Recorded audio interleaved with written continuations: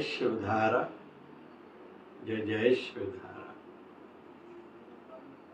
हम लोग अक्सर इस पर चिंतन करते हैं, चिंता भी करते हैं कि मैं किसी भी कार्य में सफल, सक्सेस, कामयाब क्यों नहीं हुआ,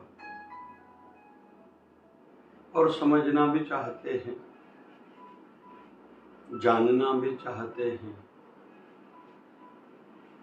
फिर कभी कभी खुद ही कह भी बैठते हैं, उसका कारण बता भी जाते हैं, लेकिन हमारा ध्यान नहीं रहता। फिर हमारे भविष्य के लिए, फ्यूचर के लिए भी वही जरूरी है जो हम कभी कभी खुद के लिए बता भी जाते हैं, समझ भी जाते हैं, लेकिन ध्यान नहीं देते। वो कौन सा बिंदु है, कारण है दिल से काम न करना। जैसे स्टूडेंट्स जो साथ में पढ़ते हैं, बहुत समय के बाद जब बात ध्यान में आती है कि मेरा एक डॉक्टर दोस्त बन गया, एक इंजीनियर बन गया, एक सीए बन गया, हम एक ही कंपनी वाले थे, साथ में स्कूल कॉलेज ट्यूशन पर जाते थे, पढ़ाई करते थे, फिर पता नहीं क्यों मैं रह गया। लेकिन फिर खुद ही कह बैठते हैं मैं दिल से नहीं पढ़ता था।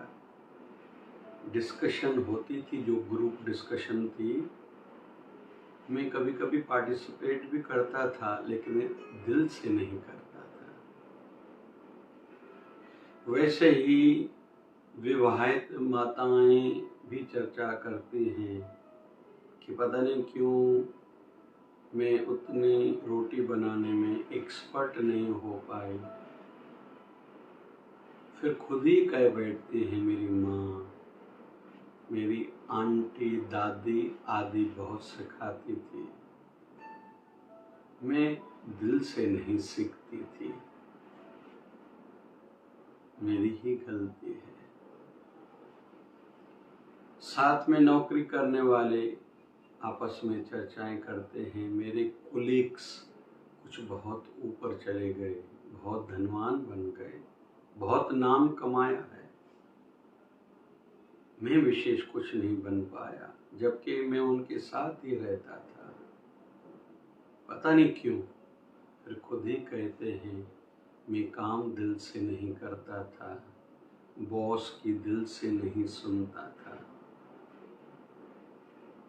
मतलब दिल से काम करना हर क्षेत्र, फील्ड, फैकल्टी के लिए जरूरी है।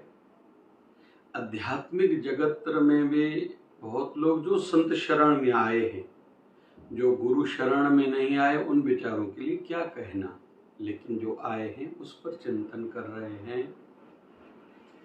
जो आए हैं उनमें से कुछ साधक तो बहुत आगे निकल चुके होते हैं, साधना के माध्यम से अनुभूतियां प्राप्त करते हैं, बड़ा बदलाव उनके जीवन में आ जाता है, बड़ा प्रभाव बढ़ जाता है। आध्यात्मिकता में भी उन्नति, संसार में भी उनका खूब नाम होता है, तरक्की कर लेते हैं। जबकि उनके साथ कई और भी थे, कईयों को लगता है पता नहीं क्यों ये आगे निकल गया। फिर खुद ध्यान में आता है, रहता तो मैं भी इसके साथ था, जो इसने सुना मैंने भी वही सुना, जो इसको सिखाया गया हुआ मुझे भी गुरुदेव ने, व्यवस्था ने, सीनियर्स ने सिखाया था, लेकिन मैं दिल से न सीखता था, न दिल से सीखता था, न इसलिए मैं कभी पूछता था, न समझने की कोशिश करता था। मेरी ही गलती है जो दिल से काम मैंने नहीं किया, गुरु वचनों को दिल से नहीं सुना, गुरु आज्ञाओं का पालन नहीं किया दिल से, न सेवा दिल से की, न भजन दिल से किया, न सत्संग कथा में दिल से बैठता था। मतलब दिल से तो करना पड़ेगा। और इंसान जो मन पर ठान लेता है ना, आंखें फिर वही देखती हैं, कान वही सुनते हैं, चलते चलते भी इंसान बहुत कुछ सुन लेता है, लेकिन जिस बिंदु पर जिस चीज के लिए दिल नहीं है ना, सुना भी अनसुना हो जाता है, देखा भी अनदेखा हो जाता है, समझा भी अनसमझा हो जाता है, फिर इंसान वहीं का वहीं रह जाता है। और यह कभी भी नहीं भूलना चाहिए, समय किसी का इंतजार नहीं करता, समय अपनी गति से आगे बढ़ता जाता है। जैसे गंगा मैया किसका इंतजार नहीं करती, वो अपनी गति से बहती जाती है। कोई आके प्रणाम करे उसकी मर्जी, दीप दान करे उसकी मर्जी, स्नान करे उसकी मर्जी, अंजलि ले उसकी मर्जी, सूर्य नारायण को अर्घ दे उसकी मर्जी, तर्पण करे उसकी मर्जी, नहीं करे उसकी मर्जी। गंगा मैया किसका इंतजार नहीं करती। टीचर जो एक बार सिखा गया, टीचर को इससे ज्यादा फर्क नहीं पड़ता किसने कितना सीखा कितना समझा।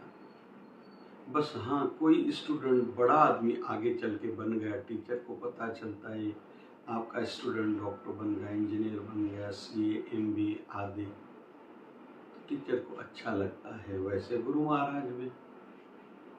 महाराज ने ज्ञान और नाम, शिक्षा और दीक्षा सभी को एक जैसी दी है।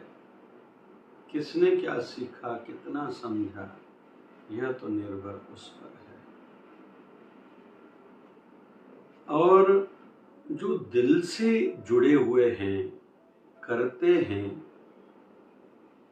उनका एक जगह पर नाम भी होता है। कहीं कहीं तो भगवान खुद को कम करके अपने भक्तों को आगे बढ़ाते हैं जो दिल से जुड़े हुए हैं। हम लोग रामायण में देखते हैं, मेघनाथ का वध भगवान श्री राम ने नहीं किया, बहुत लोग फिर कच्चा भी बोलते हैं नहीं कर पाए आदि। मेघनाथ की मृत्यु लक्ष्मण जी के हाथों हुई थी। क्यों? मेघनाथ है एक मोह, मोह मिटेगा वैराग्य से। वैराग्य था लक्ष्मण जी के जीवन में, उन्होंने त्यागा था। क्या? मेघनाथ जिसका नाम एक इंद्रजीत है, जिन्होंने इंद्रियों को जीता था रावण का बेटा, वातावरण अच्छे में नहीं रहता था, लेकिन तपस्या की थी। वैसे तो रावण ने भी तपस्या की है, कुंभकर्ण आदि, विभीषण आदि ने की थी तपस्या, लेकिन मेघनाथ ने भी की कि वरदान प्राप्त किया था, मुझे वह मारे जो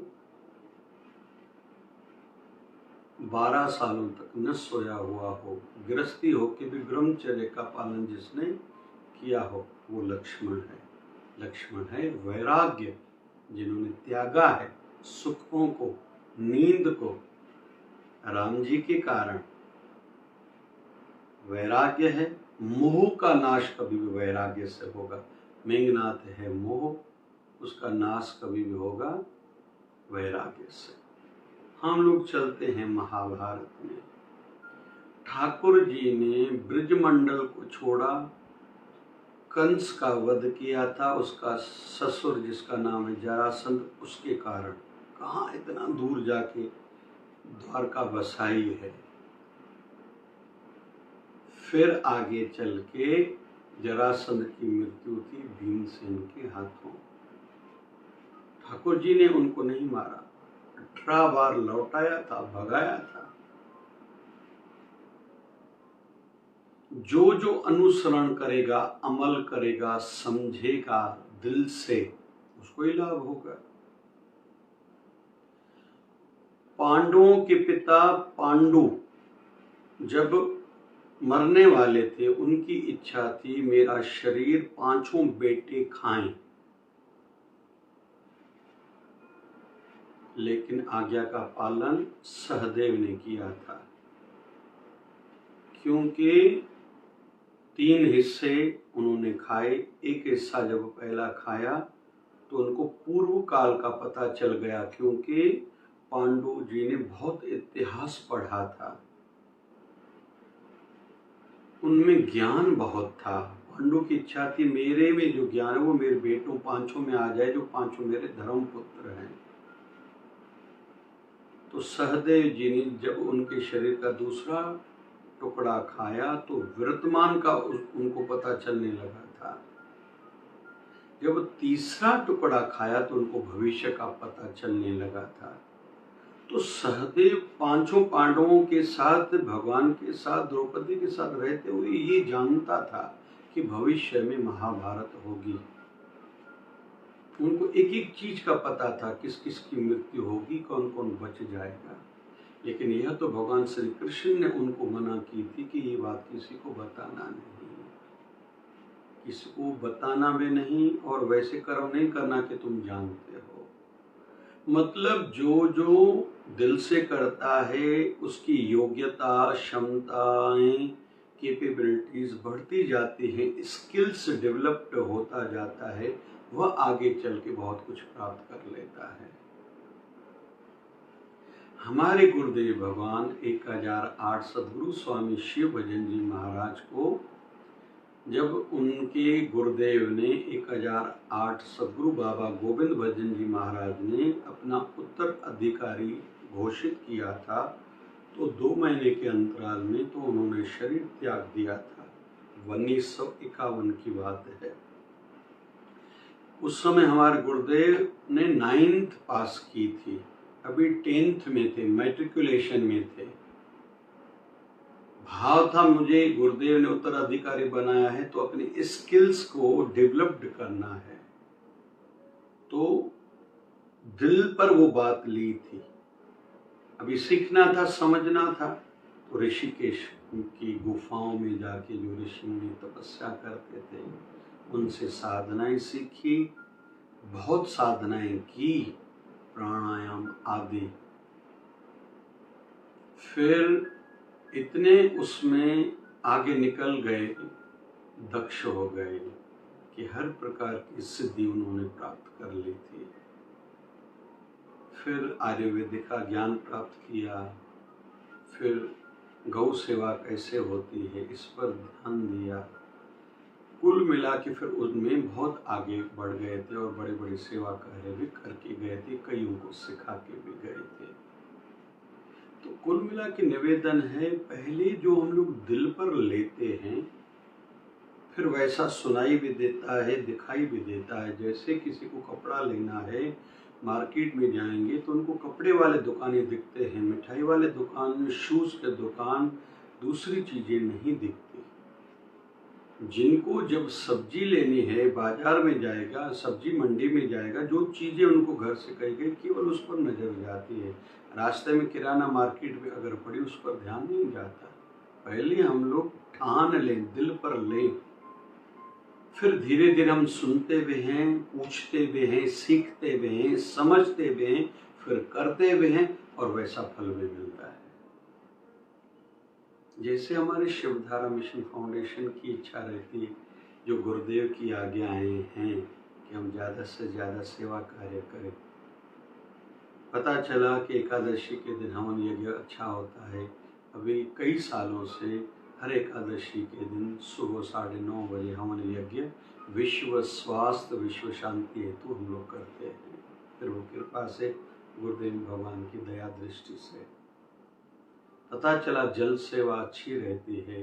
तो हर वर्ष ग्रीष्मकालीन में, गर्मियों के दिनों में कई नगरों में रेलवे स्टेशन, बस डिपो पर शिवधारा जलाशयों की सेवा चलती है। राम रोटी के संदर्भ में पता चला तो 2015 से 29 नवंबर से ये सेवा शुरू की गई। अभी 10 साल होने वाले हैं। रोज PDMC हॉस्पिटल में भोजन आश्रम पर तैयार होके 8 बजे जाता है और गुरुदेव भगवान की कृपा से एक दिन का भी खाड़ा नहीं है। तो बहुत लोग अपने जन्मदिन, बच्चों के जन्मदिन, विवाह वर्षगांठ, बड़ों की पुण्यतिथि आदि पर आके कहते हमारी ओर से आज भोजन होना चाहिए, लेकिन कोई आए ना आए, आश्रम से तो ये सेवा रोज जाती है। पहले हम लोग दिल पे ले। हमारे गुरुदेव भगवान आयुर्वेदिक में बहुत कार्य करते थे, जानते थे, सिखाया था। तो हमने एक फार्मूला एक कंपनी को दिया, गवर्नमेंट से सर्टिफिकेट लेके वो दवाई बनाई जिसका नाम रखा है रामवटी। गोलियां हैं, जोड़ों के दर्द, थायराइड, कमर दर्द के लिए अच्छी है, कोलेस्ट्रॉल लेवल कम करती है, थकान को दूर करती है, बड़ी बड़ी बीमारियों से रक्षा करती है। नाम भी रखा है रामवटी। 2 गोली सवेरे चाय से पहले, 2 गोली शाम की चाय से पहले। पता चला किया, लेकिन तब जाके लोगों को फल मिल रहा है। शिवधारा नेत्रालय की सेवाओं के माध्यम से कईयों के आंखों के ऑपरेशन कम शुल्क पर बड़े डॉक्टर्स के माध्यम से, आधुनिक मशीनिंग के माध्यम से बगैर टाके वाला ऑपरेशन हो रहा है। सेवा लोगों को मिल रही है, लेकिन ये तब जब गुरुदेव भगवान की आज्ञाएं थी सेवाओं के लिए। हमने दिल से सेवा पहले दिल पे ली, फिर पता किया, समझा, सीखा, किया, और 2018 20 सितंबर से ये सेवा चल रही है। तो जो भी कार्य दिल से करेंगे फल मिलेगा, और हम सब के लिए और हर क्षेत्र के लिए, हर फील्ड फैकल्टी के लिए नियम यही है, जो भी करें दिल से करें। जय जय शिवधारा, जय जय